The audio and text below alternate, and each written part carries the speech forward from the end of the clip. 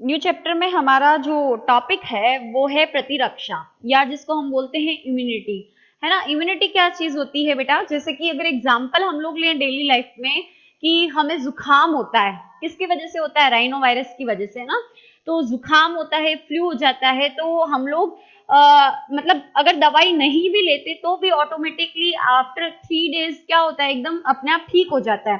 तो उसका रीजन क्या होता है कि हमारे शरीर के अंदर कैपेबिलिटी होती है उस राइनो वायरस को मारने की, मतलब हमारे शरीर के अंदर खुद में कैपेबिलिटी होती है कि वो क्या कर सके, क्षमता होती है कि वो किसी भी रोग से लड़ सके और उस रोग का जो कारक है उसको क्या कर सके, नष्ट कर सके। तो प्रतिरक्षा यही है ना, कि शरीर के यानी समस्त सजीव, चाहे ये जंतुओं में ले लो चाहे अगर मनुष्यों में ले ले, तो जो समस्त सजीव होते हैं उनके अंदर क्षमता पाई जाती है रोगाणुओं को, यानी जिनकी वजह से हमें रोग होते हैं उन्हें क्या कहेंगे हम, रोगाणु। तो रोगाणुओं को नष्ट करने की, ठीक है। तो शरीर की ये जो क्षमता होती है हमारी, ये क्या कहलाती है, प्रतिरक्षा कहलाती है या इम्यूनिटी कहलाती है, कि मानव शरीर की वह क्षमता जो हमें रोगाणुओं से लड़ने में मदद करती है या रोगाणुओं को नष्ट करती है, वो क्षमता क्या कहलाती है, प्रतिरक्षा कहलाती है।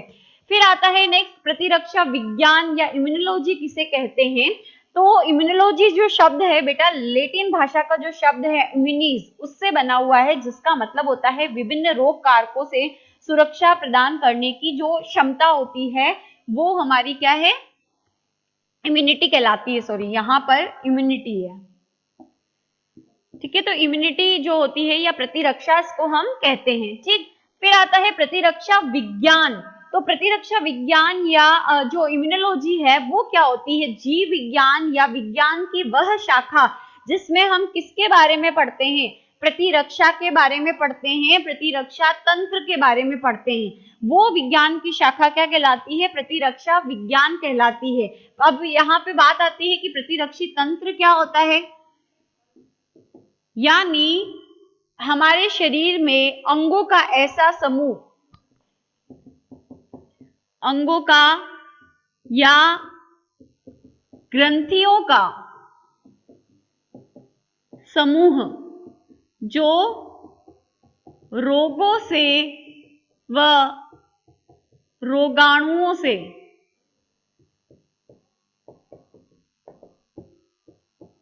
लड़ने की क्षमता प्रदान करता है, ठीक है। अंगों का ऐसा समूह या ग्रंथियों का, ग्रंथि भी होती है और अंग भी होते हैं, दोनों कंबाइनली वर्क करते हैं ना। तो प्रतिरक्षी तंत्र का मतलब होता है अंगों का या ग्रंथियों का ऐसा समूह जो रोगों से और रोगाणुओं से लड़ने में हमें क्या करता है, मदद करता है, वो प्रतिरक्षा क्या कहलाता है, तंत्र कहलाता है, ठीक है। और प्रतिरक्षा या इम्यूनिटी किसे कहेंगे, हमारे शरीर की वह क्षमता जो हमें रोगों से लड़ने में क्या करती है, मदद करती है, या रोगों से बचाती है, वो क्षमता हमारी प्रतिरक्षा कहलाती है।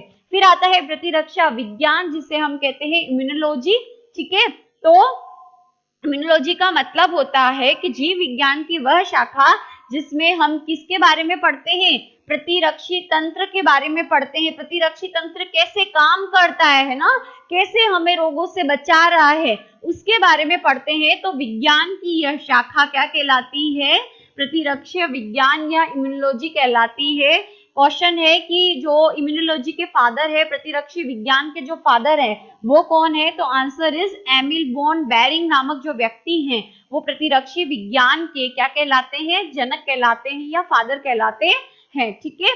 तो ये आपके 3 डेफिनेशंस हैं, ये तीनों की तीनों आपको क्या की जा सकती है, पूछी जा सकती है, प्रतिरक्षा की, प्रतिरक्षी तंत्र की और प्रतिरक्षा विज्ञान की। तो तीनों ही डेफिनेशंस अलग अलग है। प्रतिरक्षी विज्ञान तो विज्ञान की वह शाखा जिसमें हम प्रतिरक्षा और प्रतिरक्षी तंत्र के बारे में पढ़ते हैं। प्रतिरक्षी जो तंत्र होता है वो क्या होता है, अंगों का और ग्रंथियों का समूह होता है जो रोगों से, रोगाणुओं से लड़ने की क्षमता प्रदान करता है। और रोगों से लड़ने की जो क्षमता है हमारे शरीर के अंदर वो क्या कहलाती है, प्रतिरक्षा कहलाती है, इम्यूनिटी कहलाती है, ठीक है। समझ में आ गया। उसके बाद आता है एक चीज है, एक थ्योरी है या हम बोले संकल्पना है कि स्वयं एवं पराय की संकल्पना। ये क्या चीज होती है, स्वयं एवं पराय की संकल्पना से मतलब है बेटा कि प्रतिरक्षी तंत्र जो होता है उसमें ये कैपेबिलिटी होती है कि हमारे शरीर का जो अपना भाग होता है उसको तो पहचान लेता है, और जैसे ही कोई बाहर से कोई चीज आ गई है ना, तो उसको क्या करेगा, वो पहचान कर नष्ट कर देगा। ठीक है, तो यहां पर आएगी आपके स्वयं व पराये की संकल्पना। जैसे अगर एक एग्जांपल मैं लेती हूं, ठीक है, कोई भी वायरस है ना, अब वायरस का निर्माण किससे होता है, यहां पर अंदर इसके डीएनए पाया जाता है, बाहर प्रोटीन का आवरण पाया जाता है जिसे हम कैप्सिड कहते हैं। ठीक है, तो प्रोटीन से और डीएनए से मिलके बना है। तो और अगर हम लोग बात करें हमारे मानव शरीर में, तो मानव शरीर में भी तो डीएनए है प्लस प्रोटीन है कि नहीं है। ठीक है, तो जो हमारा प्रतिरक्षी तंत्र है, जो रोगों से लड़ने की क्षमता है हमारे शरीर के अंदर, वो अपने डीएनए और प्रोटीन को नष्ट नहीं करेगी, लेकिन जैसे ही विषाणु आया जिसके पास भी डीएनए और प्रोटीन है, उसको क्या कर देगी, नष्ट कर देगी। तो ये कैपेबिलिटी होती है हमारे प्रतिरक्षी तंत्र में कि जो ऑलरेडी हमारे शरीर के अंदर उपस्थित है, यानी वो उसे अपना परिवार का सदस्य मानता है कि ये तो मेरा अपना है ना। और जैसे ही कोई बाहर से आया है ना, कोई भी चीज आई है ना, तो उसको वो क्या करेगा कि ये तो मेरा अपना नहीं है, और उसको क्या करेगा, जैसे ही पहचानेगा उसको पहचान लेगा कि हाँ ये तो कुछ बाहर से आई हुई चीज है, फिर उसको पहचान के अपनी प्रतिक्रिया करेगा और उसको क्या करेगा, नष्ट कर देगा। तो यही चीज है स्वयं एवं पराये की संकल्पना। अब जैसे कि फॉर एग्जाम्पल अगर मैं लेती हूँ कि जैसे किसी व्यक्ति की किडनीज खराब हो गई, ठीक है, किडनी है, किडनी में वही नेफ्रॉन पाए जाते हैं, वृक्राणु पाए जाते हैं, यही चीज होती है किडनी के अंदर, है ना। तो जो नेफ्रॉन है उससे ही मिलकर किडनी का क्या हुआ है, निर्माण हुआ है। तो जैसे सपोज करो ये ए पर्सन है, इसकी किडनी क्या हो गई है, खराब हो गई है ना। अब इस व्यक्ति के अंदर हम इस बी पर्सन की क्या करेंगे, जो है किडनी हम प्रत्यारोपित कर रहे हैं, मतलब उसको किडनी लगा रहे हैं, है ना। तो प्रतिरक्षी तंत्र क्या करेगा, फटाक से उसको पहचान लेगा कि नहीं ये हमारे शरीर की किडनी नहीं है, ये क्या है, किसी और व्यक्ति की है। तो फटाफट उसके अगेंस्ट क्या करेगा, एंटीबॉडी बनाना शुरू करेगा, यानी उसको मारने के लिए, उसको नष्ट करने के लिए जो है वो क्या करेगा, जो रिक्वायर्ड जो प्रोटीन्स होते हैं वो बनाना क्या कर देता है, शुरू कर देता है। बाकी है तो ये भी किडनी और ये भी मनुष्य की है, ये भी मनुष्य की है, लेकिन फिर भी प्रतिरक्षी तंत्र के अंदर ये कैपेबिलिटी होती है कि वो अपने शरीर की चीजों को पहचानता है, और बाहर से चाहे सेम वैसी ही चीज आई हो लेकिन उसको जल्दी से एक्सेप्ट नहीं करता। तो यही कॉन्सेप्ट है स्वयं एवं पराये की संकल्पना। और इसके बाद अगर हम लोग देखते हैं तो वो है हमारा प्रतिरक्षी तंत्र का प्रकार। ठीक है, कि कौन कौन से प्रकार का प्रतिरक्षी तंत्र हमारा होता है। तो देखो, प्रतिरक्षा तंत्र के प्रकार, दो प्रकार से इसको डिवाइड करते हैं। ठीक है, पहला आता है सहज, जिसे हम कहते हैं जन्मजात, या जिसे हम कहेंगे प्राकृतिक। ठीक है, जन्मजात, प्राकृतिक या सहज, ठीक है, या अनुवांशिक भी कह सकते हैं ना। दूसरा आता है उपार्जित प्रतिरक्षा। ठीक है, अब क्या डिफरेंस है दोनों में। सहज जो प्रतिरक्षा होती है ना, सहज प्रतिरक्षा जो होती है, इसके अंदर क्या होता है, ये हमें कब से मिलती है, हम जब जन्म लेते हैं, हमारे जन्म के साथ हमारे अंदर क्या होती है, उपस्थित होती है। ठीक है, जन्मजात होती है। उपार्जित, जिसे हम यानी रोगों से लड़ने की जो क्षमता होती है, हम जब पैदा होते हैं तब से हमारे साथ होती है, तो वो क्या कहलाएगी, सहज।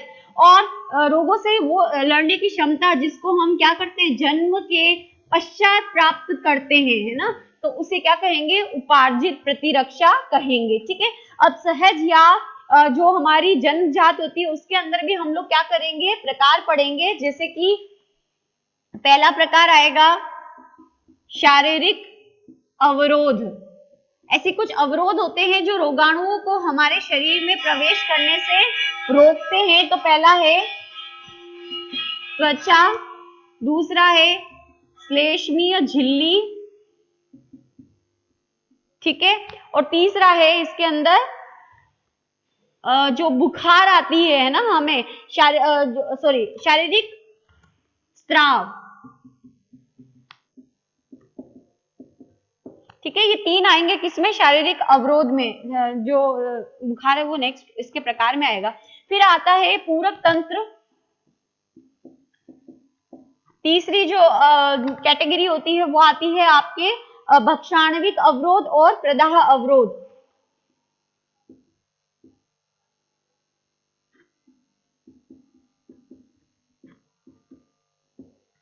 और ये जो बुखार आना आता है वो हो जाएगा प्रदाह।